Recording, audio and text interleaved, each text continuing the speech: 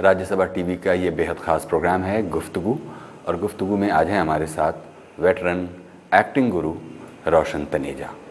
रोशन तनेजा के साथ बातचीत के पिछले हिस्से में आपने देखा Good acting is living truthfully under imaginary circumstances. Circumstances imaginary हैं, but you have to believe in them truthfully. Then only acting will look truthful. ये कहने का मतलब था। तो ये सिखाना शुरू किया मैंने। अमेरिका में तो लोग डिग्निटी ऑफ लेबर है अमेरिका में। इवन मार्लन ब्रेंडो जैसा एक्टर था, वो लिफ्ट चलाता था लिविंग एक्सपेंसेस के लिए, या अभी वो रेस्टोरेंट में काम करते हैं वेटर का, या बार में काम करते हैं। तो इस तरह से आप लोग भी कीजिए। बहुत बहुत स्वागत है रोशन जी। हमें बताइए कि फिल्मों के लिए जो एक्टिंग सिखाई जाती है या जैसे आपने सिखाना शुरू किया, तो आपने इस बात पर जोर दिया कि जो कोई कुछ भी पहले से सीख कर आया है उसको किनारे रख दे और अब आगे शुरू करे। ये क्या वजह इसकी थी? क्योंकि जो करते हैं थिएटर वाले, जो थिएटर में करके आते हैं या कॉलेज में करके आते हैं, वो गलत तरीके से करते हैं। वो कन्वेंशनल तरीके से करते हैं, कन्वेंशनल एक्टिंग जिसे कहते हैं। क्लीशे मतलब जो चलता आया है, करते आए हैं लोग, आप उसको देख देख के कर रहे हैं, वही दोहरा रहे हैं आप, जो लोग करते आए हैं उसको कहते हैं कन्वेंशनल एक्टिंग या क्लीशे, जिसको कि आप लोग करते आ रहे हैं उसी तरह से रिएक्ट कर रहे हैं जैसे कि वो करते आ रहे हैं। आप खुद अपने रिएक्शन देखिए ना, खुद रिएक्ट कीजिए, उसकी ट्रेनिंग होती है ताकि एक्टर खुद ही से करे, अपनी दूसरे की नकल नहीं करे। ज़्यादातर लोग नकल करके आते हैं, किसी की नकल करते हैं, इसकी नकल करते हैं, उसकी नकल करते हैं। हम कहते हैं भाई तुम पहले निकाल दो नकल, तुम खुद बन जाओ, तभी तुम कर सकोगे एक्टिंग रियल ट्रूथफुल, वरना नहीं हो सकती है। तो इस तरीके से उनको हम बताते हैं कि भाई आप अपने रिएक्शन रखिए, आपका देखा हुआ फिल्मों में या इधर उधर देखा हुआ वो नहीं कीजिए, आप रिपीट नहीं करना है जैसे कन्वेंशनल एक्टिंग होती है। कन्वेंशनल का मतलब है वही रिएक्शन जैसे किया जाता है, किया जा रहा है, वैसे रिएक्शन हो रहा है। तो उसको हम कहते हैं आप अपने आप खुद को इमोशनल ढूंढिए, अपना फीलिंग से कीजिए, अपनी फीलिंग से कीजिए, ताकि ये सिर्फ इसमें फिल्म और थिएटर और टेलीविज़न का कोई सवाल नहीं आता। ट्रेनिंग ऑफ द एक्टर है for everything, only he has to adjust to medium. TV medium है या थिएटर है या फिल्म है, उस मीडियम में उसको वो एडजस्ट करना पड़ता है। It's matter of adjustment only. But training, basic training is training for an actor, ताकि उसकी सारी सेंसेस उभारे, उसकी हर तरह से उसको अब खुद की फीलिंग्स, इमोशंस का इस्तेमाल करें और देखें कहाँ तक आप पहुँच सकते हैं, कितनी आपके अंदर विड्थ है, इमोशनल रेंज है, उसकी तलाश की ज़रूरत होती है। तो उसके लिए कोई थिएटर और सोच कर नहीं रहना पड़ना। मैं जो गया था तो थिएटर स्कूल था, मगर उसमें कोई थिएटर नहीं था, थिएट्रिकलिटी नहीं आती थी कि लगे वो एक्टिंग थिएटर है। अब अमेरिका में देखिए, यहाँ तो खैर कम है क्योंकि वहाँ पे प्रोफेशनल थिएटर भी है, टेलीविज़न भी है इतनी, और फिल्म भी है। वहाँ पे जो ट्रेनिंग करके जाते हैं लोग, वो चाहे वो थिएटर में जाएँ, चाहे वो फिल्म में जाएँ। अगर फिल्म में भी जाएंगे तो पहली दफ़ा कैमरा के साथ फेस करेंगे तो लगेगा नहीं कि ये कैमरा फेस कॉन्शियस है, क्योंकि वो इन्वॉल्वमेंट हो जाता है, वो लीन है उसमें जो कर रहा है। लीन बताना चाहते हैं, इन्वॉल्वमेंट की ज़रूरत है, सबसे ज़रूरी इन्वॉल्वमेंट होती है एक्टर की। प्रोफेसर तनेजा, ये जो इन्वॉल्वमेंट है अभी मेरे लिए एक एब्स्ट्रैक्ट, एक वेग चीज़ है। कुछ हमको बताइए कि ये इन्वॉल्वमेंट, उसमें उतर जाओ, उसमें घुस जाओ, ये क्या चीज़ है, ये कैसे होगा? आप अपना जो आपका ऑब्जेक्ट है, ऑब्जेक्टिव है, पर्पस है, आप किस लिए आए इस सीन में, क्या कर रहे हैं आप, उसको पकड़ो। मोटिवेशन क्या है? You want something, your purpose. Every character has purpose. Purpose क्या है उसका? पर्पस लेके ही आएगा ना कुछ उस सीन में दिया होगा कि भाई ये एक्टर क्या चाहता है, ये कैरेक्टर क्या चाहता है, उसको फॉलो करें और किसी को नहीं उसमें इन्वॉल्व हो कि मुझे ये चाहिए, और उसको करने के में जो आपका अपने आप एक्टिंग होगी, वो एक्टिंग होगी, रियल एक्टिंग होगी, वो एक्टिंग नहीं लगेगी, आप उसमें इन्वॉल्व हो जाते हैं। You want something, the other person is not giving you, तो आप उसको वो जैसे इम्प्रोवाइजेशन मैंने बताया आपको, एक्सरसाइज है रियाज की, कि उसको परसू करते हैं आप। क्यों नहीं दे रहे मुझे, क्या नहीं है, क्यों नहीं है, मुझे चाहिए, तुम मेरे अच्छे फ्रेंड हो, तुम्हें क्या प्रॉब्लम हो गई है, तो वो कहेगा, मैं जो कहना चाहूँगा वो रिएक्ट करेगा, you react to that, so it becomes reaction, acting becomes reactive, not only acting. तो उसमें आपको लगेगा ही नहीं कि आप इन्वॉल्व ना हो, उसमें इन्वॉल्व होना ही पड़ेगा। जब एक्टर इन्वॉल्व नहीं होता तो हम कहते हैं भाई तुम इन्वॉल्व तो हो नहीं, तुम क्या कर रहे हो, तुम्हारा पर्पस क्या है, मोटिवेशन क्या है, कहाँ पर है ये जगह, टाइम क्या है, तुम्हारा रिलेशनशिप क्या है उसके साथ। हर कैरेक्टर का है वो, all these given circumstances, all these डब्ल्यूज जिसे कहते हैं, what do you want, why do you want it, where it takes place and when and with whom। ये 5 जो है, ये 5 को पकड़ना ज़रूरी है हर चीज़ में। और इसके ऊपर आप चलेंगे तो आप चाहे थिएटर करें या कुछ भी करें। अब थिएटर की मीडियम जो है वो डायलॉग की है, वोकल है, और रीच करना पड़ता है ऑडियंस को, वो लास्ट तक सुनाई दे। और टेलीविज़न है वो भी बातचीत ही है ज़्यादातर, मगर फिल्म में बातचीत नहीं है, सिर्फ डायलॉगिंग नहीं है, सिर्फ फीलिंग है, ह्यूमन फीलिंग, ह्यूमन एक्सपीरियंस। तो आप एक्सपीरियंस करें उस वक्त। रियाज में भी हम एक्सपीरियंस कराते हैं, जिस सिचुएशन को कर रहे हैं आप। डिफरेंट कई स्टूडेंट है, कई 10, 12, 15, 20 इम्प्रोवाइजेशन करेगा, अलग अलग किस्म की सिचुएशंस होंगी, वो रिपीट नहीं कर सकता वो। He has to bring in a new situation. और ख़ुद सोचना पड़ता है क्या कर रहा हूँ मैं। हम पहले बताते हैं 2-3 हफ्ते उनको बताते हैं कि ये उनको देते हैं खुद सिचुएशन कि तुम करो, करते हैं वो। उसके बाद कहते हैं अब तुम अपनी बनाओ, पर्पस के हिसाब से, मोटिवेशन के हिसाब से अपनी सिचुएशन बनाओ और उसको करो। तो आप देखिए इसमें कि कोई ट्रेनिंग हो रही है। थिएटर और फिल्म का सवाल नहीं आता। अमेरिका में देखेंगे आप, एक्टर जो ट्रेन होके आते हैं वो पहली दफ़ा भी अब कैमरा फर्स्ट फेस करेंगे तो लगेगा नहीं कैमरा कॉन्शियस है ये, बिकॉज वो इन्वॉल्व है। तो सबसे बड़ी चीज़ वो है एक दूसरे को सुने अच्छी तरह से, इन्वॉल्व। वैसे तो देखिए, जो हम लोगों के ट्रेनिंग नाम की चीज़ आने से पहले भी जो एक्टर थे, फिल्मों का सिलसिला तो चला ही आ रहा था, और बहुत सारे ऐसे एक्टर थे जिन्होंने नेचुरल एक्टिंग को किया और अपना नेचुरल कहाँ किया, और पुराने एक्टर कहाँ उनको करते थे। अशोक कुमार जी से मेरी बात हुई, उन्होंने अपनी लड़की को भेजा था इंस्टीट्यूट में, तो वो उस वक्त मुलाकात हुई उनसे, तो कहने लगे कि भाई ट्रेनिंग ही बहुत ज़रूरी है, बिकॉज हम पढ़े लिखे थे। पहली दफ़ा हम तो बनना नहीं चाहते थे एक्टर, लैब असिस्टेंट थे, मगर पढ़ाए BA थे, हम ग्रेजुएट थे। तो हमें वो कहा कि एक हीरो नहीं आया तो हमें खड़ा कर दिया वहाँ, हम करने लगे। मगर करते करते 10 साल हमको लगे कि समझने में कि किस तरह एक्टिंग करनी चाहिए, अच्छी कॉम्पिटेंट एक्टिंग क्या होती है। 10 साल लगे हमको। वो ट्रेनिंग जो है वो फाउंडेशन दे देती है पहले ही, ताकि इतना आपका खर्चा वो वक्त न लगे तो सीखने में। और वो सीखी हुई चीज़ होती है ट्रेनिंग में, ऑन द जॉब करते हैं जो, वो इतने गैप्स होते हैं उसमें, रियलिटी फाउंडेशन नहीं होती बनी हुई। पक्की फाउंडेशन बनेगी तभी आप एक्ट करते रहेंगे। फिर इसका मतलब ये कि एक्सपीरियंस करते रहेंगे ज़िंदगी भर। ये नहीं कि 2 साल या 4 साल या 4 महीने में आपने जो सीखा बस वही सीखते रहेंगे। सीखेंगे अलग, मगर फाउंडेशन बनाइए पहले। तो ट्रेनिंग जो है वो फाउंडेशन देती है। एक गुरु को ये पता चल जाता है, क्योंकि लंबे समय से अपने छात्रों के बीच रहने का उसका अनुभव होता है।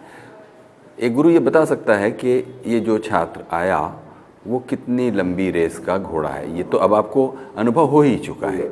कौन से ऐसे लिटमस टेस्ट हैं जिन पर आप उन्हें परख कर रखते या नहीं रखते, या रख भी लेते हैं तो कोई उम्मीद रखते हैं या नहीं रखते? ऑडिशन देते हैं उनको, ऑडिशन का पहले ऑडिशन करते हैं उनकी, देखते हैं, पीसेस देते हैं उनको, भाई ये करके बताओ, तो वो करके देखते हैं। तो उसको देखते हैं बिहेवियर कैसा है इसका, किस तरह की एक्टिंग कर रहा है, वो जिसमें है नेचुरलनेस है, ट्रूथफुलनेस है, कि सब एक्टिंग है, उस तरह से पहचाना जाता है। कई लोग होते अंदर दाखिल होते ही दरवाजे से पता लग जाता है कि हाँ भाई है इसमें। कई में ऐसा हो जाता है, हम समझ में आ जाता है कि ये बात, he is there, he has it. तो एक ये भी एक खूबी है ना, ये भी टैलेंट है इस बात का कि वो किसे परखते हैं आप, जो कह रहे हैं आप। परखने पे वो बात होती है, आपकी समझ होनी चाहिए तभी परख सकते हैं आप। ठीक है प्रोफेसर तनेजा, अभी एक और ब्रेक लेंगे। ब्रेक के बाद इस बारे में बात करेंगे कि जिन बड़े बड़े एक्टर्स के साथ आपका वक्त गुजरा पढ़ाते हुए, उनके साथ कुछ यादगार अनुभव आपके क्या रहे। अभी वक्त एक छोटे से ब्रेक का। ब्रेक के बाद हाजिर होते हैं और बातें जारी रखते हैं प्रोफेसर रोशन तनेजा के साथ। नसीरुद्दीन शाह, जैसे कि वो आए थे, जब मैंने कहा आपको, मैंने कहा भाई तुम अपनी जो ये तुमने की है तालीम वहाँ की, वो तुम अपने रखो अपने पास। मगर यहाँ तुम मेरे साथ जो शुरू करोगे तो वही शुरू करोगे जो मैं करा रहा हूँ, तभी तो तुम सीख सकोगे, वरना नहीं, फ़ायदा नहीं है। मत करो फिर, नहीं तो उसने कहा नहीं मैं करूँगा। स्वागत है एक बार फिर से प्रोग्राम गुफ्तगू में। आज है हमारे साथ जाने माने एक्टिंग गुरु रोशन तनेजा। रोशन जी, ब्रेक से पहले जो वादा हुआ था कि आप हमें बताएंगे कि बड़े बड़े जो एक्टर्स आप उनको पढ़ा रहे थे और कुछ ऐसी यादगार बातें जो आप हमारे साथ शेयर करना चाहें। पुरानी बातें कहाँ से याद रहती हैं बताइए। फिर भी कुछ ऐसी चीज़ें जो भुलाए ना भूलती हों। जो देखिए, जो शुरू में जब आए थे लोग, तो वो जैसे असरानी है, सुभाष घई है, तो कहने लगे कि साहब ये तो हमको मालूम ही नहीं था, हम तो यहाँ आए थे एक्टिंग करने, आप कह रहे हैं एक्टिंग मत कीजिए। एक्टिंग सीखने आए हम, तो एक्टिंग मत कीजिए आप कह रहे हैं। हमने कहा भाई एक्टिंग नहीं कीजिए, जो एक्टिंग दिखे वो एक्टिंग नहीं होनी चाहिए। तो अब आने में समझ में आ रहा है, कहते हमारा तो दिमाग खुल गया, समझ में नहीं आया कैसे ये आपने कहा है कि एक्टिंग मत करो। जो डैनी डेंजोपा बाद में कहने लगे हम तो एक्टिंग सीखने आए थे, आप कह रहे हैं एक्टिंग मत करो। तो हमने कहा भाई एक्टिंग मत तो दिखनी नहीं चाहिए, एक्टिंग कर रहे हो तुम, you must be there, natural होना चाहिए, वो एक्टिंग है, वो सिखा रहे हैं हम। तो इस तरह से कई लोग होते हैं जो अब जया थी, जो लोग डेडिकेटेड रहे हैं उनकी बात कर रहा हूँ मैं, जो बहुत डेडिकेटेड रहे उनमें से हैं ये अपने असरानी है, सुभाष घई है। सुभाष घई को नहीं बने अगर एक्टर तो वो डायरेक्टर बन गए, प्रोड्यूसर बन गए। और इस तरह से अब जैसे शत्रुघ्न सिन्हा ने छोटे छोटे रोल भी किए, तो जो एक्टर के जिसमें है कुछ कुव्वत एक्टिंग की, वो छोटे रोल में भी दिखा सकता है अपने आप को। छोटे, there are no bad actors, only bad roles. तो रोल ठीक है, जो भी रोल होगा अगर उसमें वो एक्टर है, उसमें खूबी है तो दिख जाएगी उसमें खूबी। इस तरह शत्रुघ्न सिन्हा ने बड़ी स्ट्रगल की, बहुत स्ट्रगल की। ऐसे हमारे नवीन निश्चल पहले हीरो थे, वो काफ़ी स्ट्रगल के बाद गए, मगर उनको करनी नहीं पड़ी क्योंकि उन्होंने प्रोड्यूसर नहीं भेजा था उनको वहाँ कराने के लिए। इस तरह से ये जया है। अब जया को थोड़ी मालूम था कि मैं जय बन जाऊँगी ये, बिकॉज उसने वहाँ काम किया हुआ था, वहाँ फिल्में बनती थी हमारे यहाँ जो डायरेक्शन वालों की, स्टूडेंट फिल्म्स, उसमें उन्होंने काम किया था। तो उन्होंने ऋषिकेश मुखर्जी ने देखा और उसमें गुड्डी दी बनाने, मैं उसको रोल दे दिया।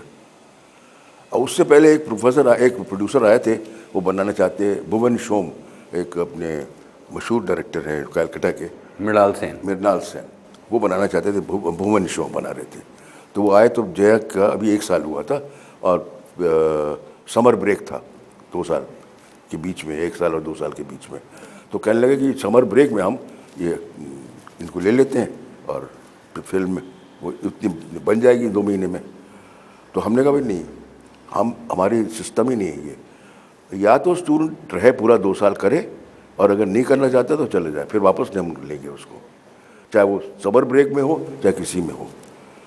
यहाँ कॉन्सेंट्रेट करे, पहले एक्टिंग में कॉन्सेंट्रेट करे। तो जया को बहुत बुरा लगा कि मना कर दिया गया उसको। तो हमने कहा भाई हमारी तो ये पॉलिसी है, आप पे हमारे लिखा हुआ है क्या नाम है सिलेबस में कि आप एक्टिंग नहीं करेंगे दौरान ट्रेनिंग के, कोई भी, यू हैव टू कॉन्सेंट्रेट। तो उसको रोल मिल रहा था, lead role, but she was refused. तो वो बहुत रोई, बहुत गिड़गिड़ाई। हमने कहा नहीं, ये नहीं हो सकता, अगर आपको करना है तो आप फिल्म कीजिए, फिर यहाँ नहीं आएंगे आप सेकेंड ईयर में। तो इस तरह का हमारा स्ट्रिक्ट पॉलिसी थी। और जैसे ये हैं ओमपुरी, नसीरुद्दीन शाह वगैरह भी आपके पढ़े हुए हैं, उनके साथ कोई ऐसी यादगार कोई बात या कोई उनके अंदर की कोई क्वालिटी आपको? नसीरुद्दीन शाह जैसे कि वो आए थे, जब मैंने कहा आपको आए थे, तो मैंने कहा भाई 5 साल तुम करके आए हो, हैं, तो यहाँ 5 साल तो तुम करके आए हो नेशनल स्कूल ऑफ ड्रामा में, यहाँ अब आए हो तुम, मैंने देखा है तुम्हारा प्ले, मगर बात ये कि तुम्हें यहाँ पर पूरी तरह से करना पड़ेगा, स्क्रैच से शुरू करना पड़ेगा जो मैं सिखाता हूँ, नहीं तो तुम कुछ भी नहीं सीख सकते हो। लेकिन नेशनल स्कूल ऑफ ड्रामा तो 3 साल का ही तो। 3 साल का था और 2 साल की थिएटर ट्रेनिंग वहाँ रेपर्टरी कंपनी, रेपर्टरी, हाँ। रेपर्टरी कंपनी, उसमें भी थे वो। तो ठीक है, आपने क्या कहा उनसे? मैंने कहा भाई तुम अपनी जो ये तुमने की है तालीम वहाँ की, वो तुम अपने रखो अपने पास, मगर यहाँ तुम मेरे साथ जो शुरू करोगे तो वही शुरू करोगे जो मैं करा रहा हूँ, तभी तो तुम सीख सकोगे, वरना नहीं, फ़ायदा नहीं है, मत करो फिर नहीं तो उसने कहा नहीं मैं करूँगा।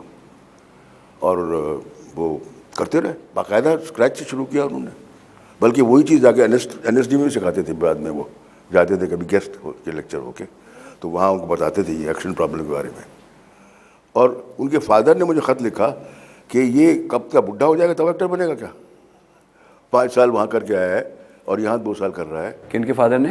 ये नसीरुद्दीन शाह के फादर ने ख़त लिखा मुझे। तो मैंने कहा नहीं, वो उसके अंदर है, होगा ज़रूर। अब होगा ज़रूर मतलब मैंने कह तो दिया, मुझे क्या मालूम था ये जो नई फिल्में बन रही थी, आर्ट फिल्म जिसे कहते हैं, उनमें उसको रोल मिल गया, तो वहाँ से निकल के आ गया वो। और फिर उसके बाद तो फिर कहाँ से कहाँ पहुँच गया। ऐसे ही ओमपुरी भी। तो असल में इन लोगों की लकीली वो आर्ट फिल्में बन रही थी जिसमें उनकी खपत हो गई, और फिर उसके बाद से निकल आए बाकायदा एक्टर तो सही अच्छे। तो इस तरह से है बातें। छोटे शहरों से ख़ास तौर पर हम देखते हैं कि उनको मालूम नहीं होता कि मुंबई में जाकर कैसे क्या तरीक़ा है कि जिससे फिल्मों में घुसा जाए। वहाँ उनके पास कोई ट्रेनिंग की सुविधाएं भी नहीं होती।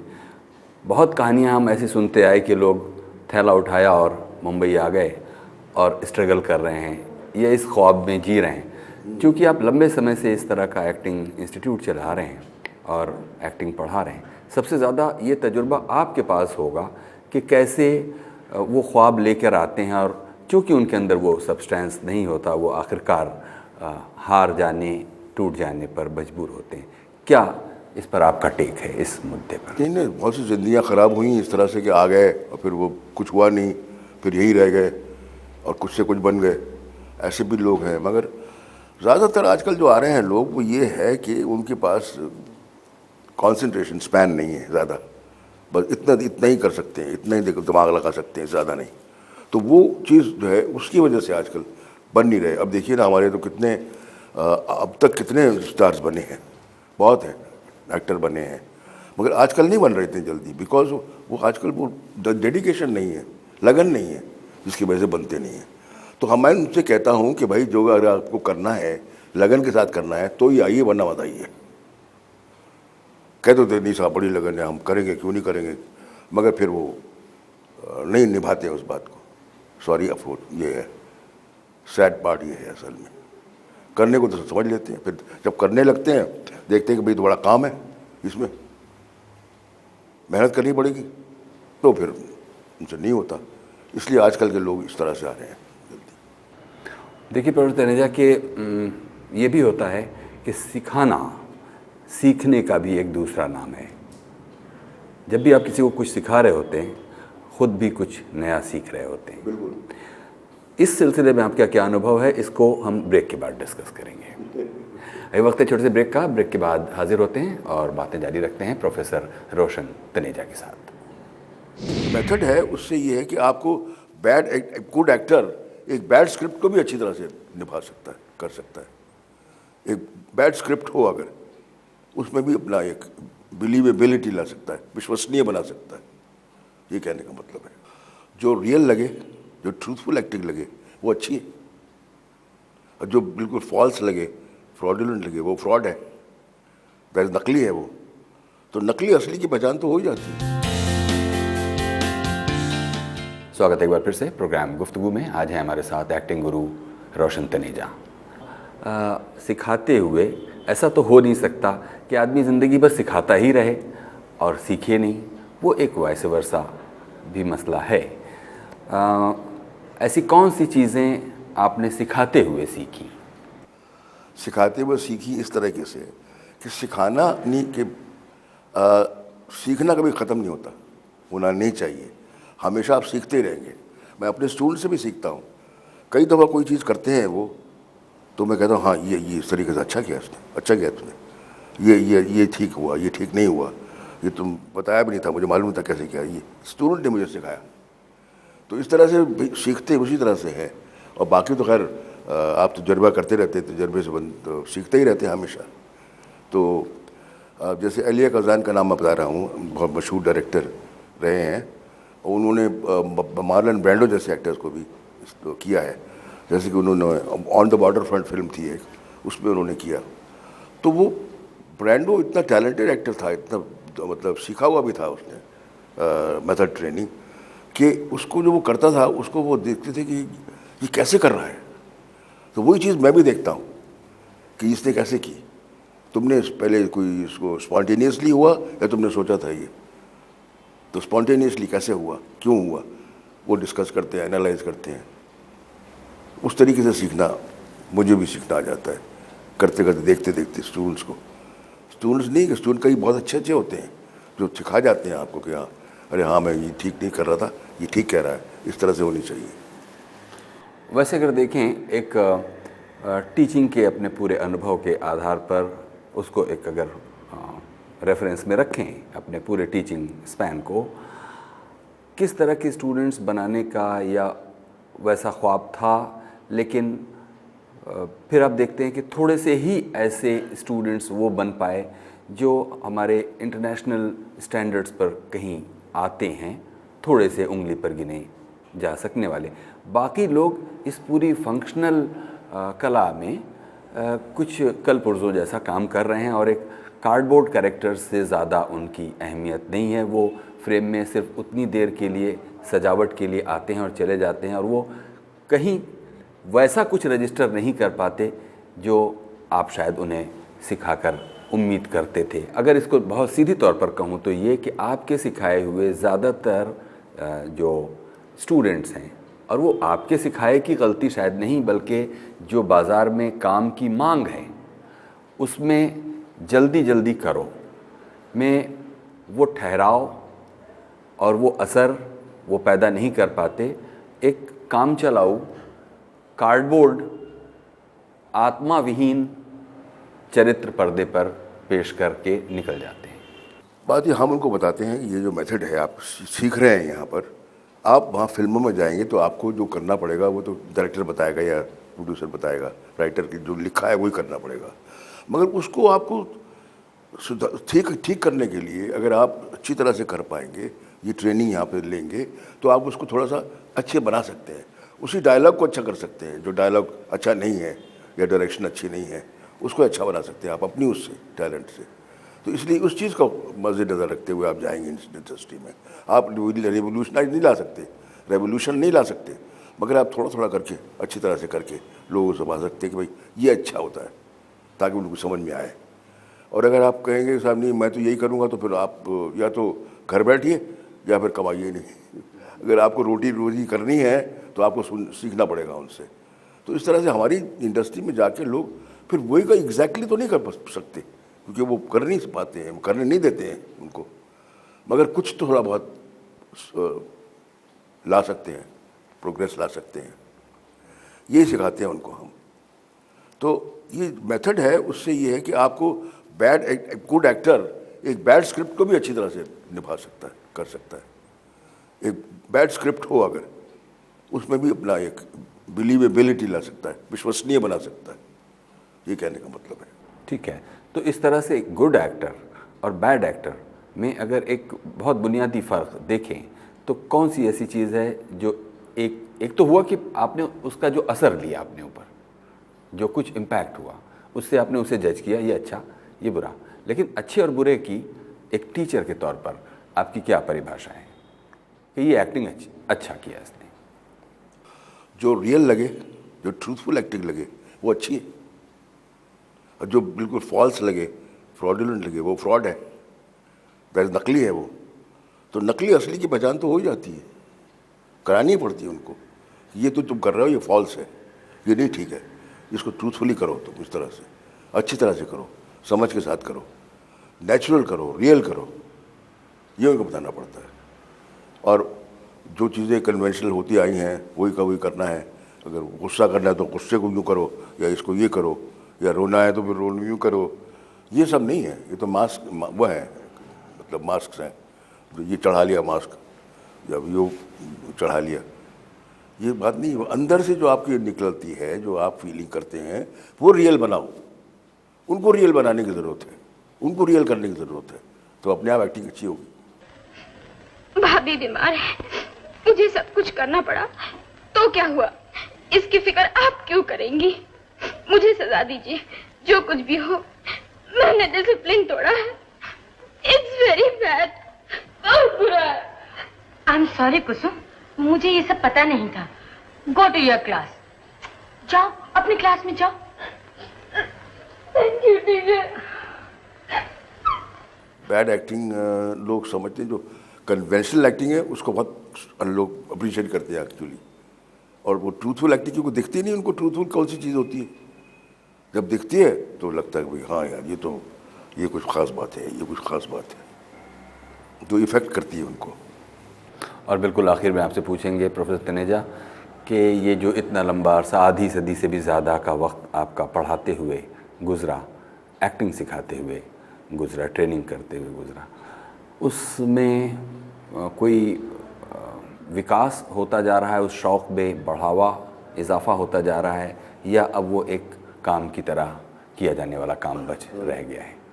अब बात यह है कि वो बात तो नहीं आ सकती जो कि 2 साल वाले कोर्स में होती है या लंबे कोर्स में होती है। उसमें एक्सपीरियंस नहीं हो सकता। एक्टिंग का रियाज करते हुए एक्सपीरियंस होना चाहिए, एक्सपीरियंस ऑफ दैट, एक्सपीरियंस का, उस इमोशन का, उस फीलिंग का, तो वो करने में टाइम लगता है, और आजकल वो टाइम नहीं है इतना। तो इसलिए अफसोस की बात है कि अब वो बात नहीं आ सकती जो होनी चाहिए उतनी। जो दे सकते हैं हम अपनी सिंसियरिटी से देते हैं, कराते हैं कि इतना अरसा रह गया भाई, इतना तो करो, इतना तो करो। तो अब अफसोस ये है कि वो ये फास्ट फूड वाली जगह बात हो गई है, fast food, fast acting, training act fast नहीं होती है, सॉरी टू से, मगर क्या करें, करानी पड़ती है। अब करते यही रहे हैं तो अब कहाँ जाएंगे हम, ये बात है। बहुत बहुत शुक्रिया प्रोफेसर तनेजा, आपने हमारे लिए इतना वक्त। थैंक यू, शुक्रिया। ये थे जाने माने एक्टिंग गुरु प्रोफेसर रोशन तनेजा। कुछ कहना चाहते हो प्रोग्राम के बारे में तो हमें लिखिए feedback.rstv@gmail.com पर।